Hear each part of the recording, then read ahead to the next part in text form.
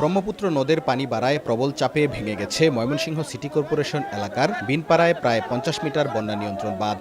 বুধবার ভোরে হঠাৎ করেই বাঁধ ভেঙে প্লাবিত হয়েছে সিটি কর্পোরেশন ও সদর উপজেলার দুটি ইউনিয়নের বেশ কয়েকটি গ্রাম। প্রবল বেগে পানি প্রবেশ করছে জনবসতিপূর্ণ এলাকায়। তলিয়ে গেছে সবজি ভাণ্ডার খ্যাত চরাঞ্চলের শত শত একর সবজি ক্ষেত, আমন ধানের বীজতলা ও মাছের খামার। ফসল হারিয়ে দিশেহারা ক্ষতিগ্রস্ত কৃষকেরা। বেগুন পাট সব তলিয়ে গেছে, আর কৃষি জমির ধান বীজ ফলছিলাম আর কি, বীজগুলো সব নষ্ট হয়ে গেছে। এনে প্রায় ১-১.৫ লক্ষ মানুষের ফিশারির ক্ষতি হবে, কয়েকশো কোটি টাকার ক্ষতি হয়ে যাবে।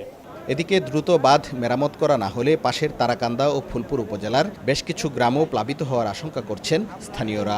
আর ক্ষতিগ্রস্ত এলাকায় দ্রুত ত্রাণ সহায়তা চেয়েছেন স্থানীয় জনপ্রতিনিধি। আর এই পানিতে রাত পর্যন্ত যাইব, কালকে পর্যন্ত যাইব, কি তোর ক্ষতি যায় কোনো শেষ নাই। আতঙ্ক শুরু হয়ে গেছে অলরেডি। শিশু থেকে বৃদ্ধ, আবাল বনিতা সকলেই আসলে এটি নিয়ে ব্যাপকভাবে চিন্তিত। এই মুহূর্তে কিছু ত্রাণ এবং পরবর্তীতে যেমন কিছু বীজ তলার প্রয়োজন হবে, এটা যদি সরকারিভাবে সহায়তা করা যায় তাহলে মানুষের কষ্ট কিছুটা হলেও লাঘব হবে। খবর পেয়ে ভেঙে যাওয়া বাঁধ পরিদর্শন করেছেন প্রশাসন ও পানি উন্নয়ন বোর্ডের ঊর্ধ্বতন কর্মকর্তারা।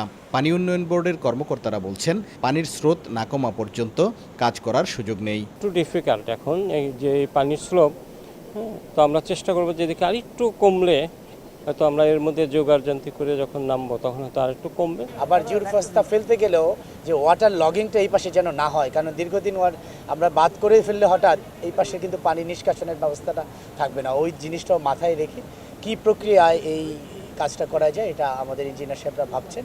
পানি উন্নয়ন বোর্ড সূত্রে জানা গেছে, ২০০১ সালে চর ভবানীপুর থেকে বোররচর ডিগ্রিপাড়া পর্যন্ত ব্রহ্মপুত্র নদের পারে ২৩ কিলোমিটার বন্যা নিয়ন্ত্রণ বাঁধ নির্মাণ করা হয়। নির্মাণের পর থেকে এখন পর্যন্ত বাঁধটি একবারও সংস্কার করা হয়নি। হারুনুর রশিদ, সময় সংবাদ, ময়মনসিংহ।